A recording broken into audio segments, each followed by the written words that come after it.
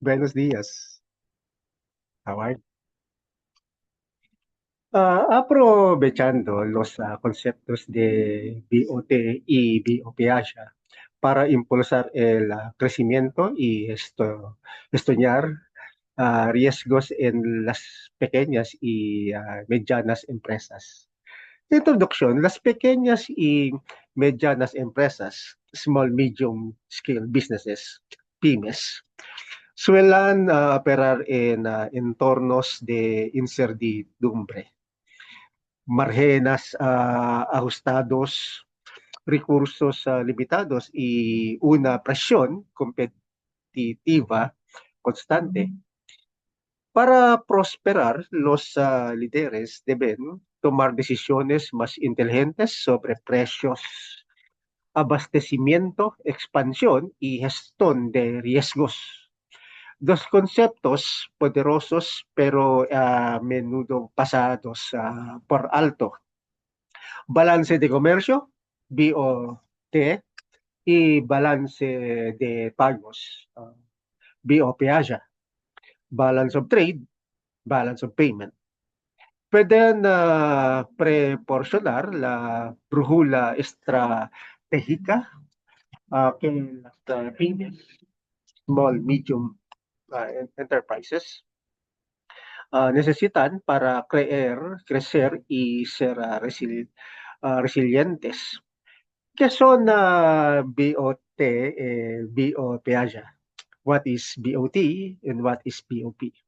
Balance de comercio, BOT, la diferencia entre las exportaciones y importaciones de un país.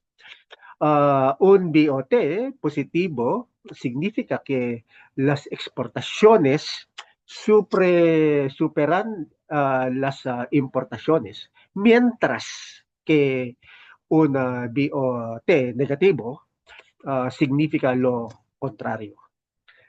Balance de pagos, BOPH, una media más amplia que incluye el BOT más los flujos financieros como inversiones, remesas y transferencias de capital.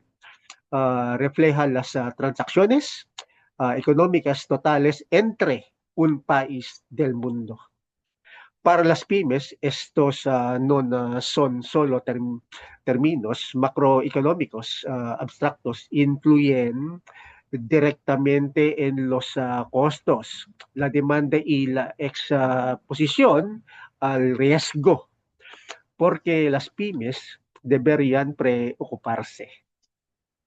Decisiones de precios.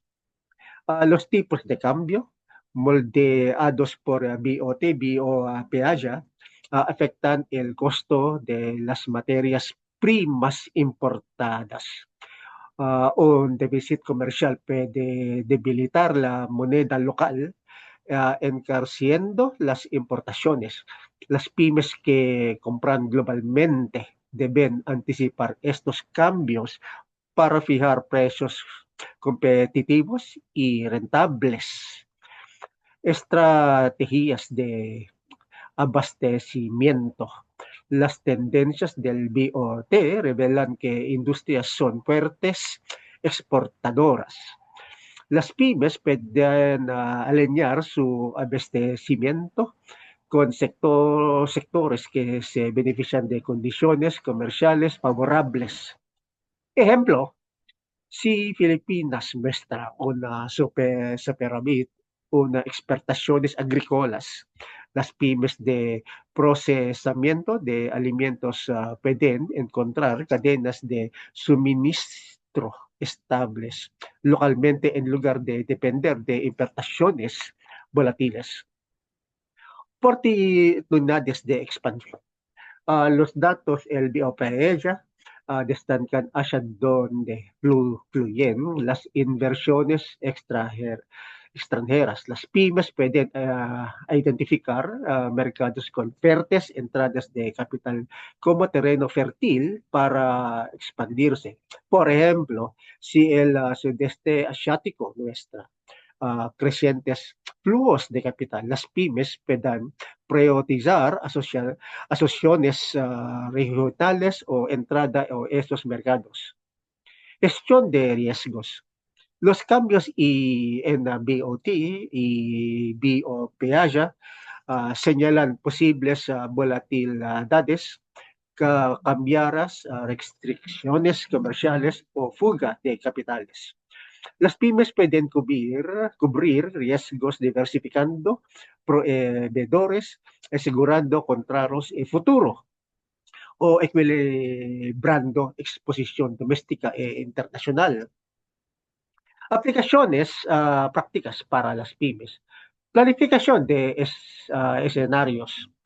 Usar tendencias de BOT, BOPAYA para simular escenarios de costos y ingresos. Negociaciones con anticipar movimientos de precios y asegurar contratos favorables. Análisis de entrada a mercados, expandirse hacia países con fuertes entradas de capital en el BOPAYA. Estrategia financiera, colaborar con bancos para cubrir riesgos, cambiarlos, vincularlos, BOT, BOPAYA. Ejemplo práctico. Imagina con pyme Filipina que importa maquinaria desde Japón. Si Filipinas tiene un déficit comercial, el peso puede debilitarse, aumentando los costos de importación. Al monitorear BOTB o Piaggio, la empresa puede anticipar esta tendencia, negociar contratos a largo plazo en monedas estables o explorar alternativas locales. Esta provisión convierte la conciencia macroeconómica en ventaja empresarial tangible. Conclusión, BOPAYA no son solo conceptos académicos, son brujalas estrategias para las pymes al integrados en la toma de decisiones, las pequeñas y medianas empresas pueden fijar precios más inteligentes, abastecerse de manera más sostenible, expandirse con confianza, gestionar riesgos de forma proactiva. En un mundo donde la incertidumbre la única constante, las pymes que aprovechan las ideas de BOT y BOPAYA se posicionan no solo para sobrevivir, sino para prosperar. Gracias.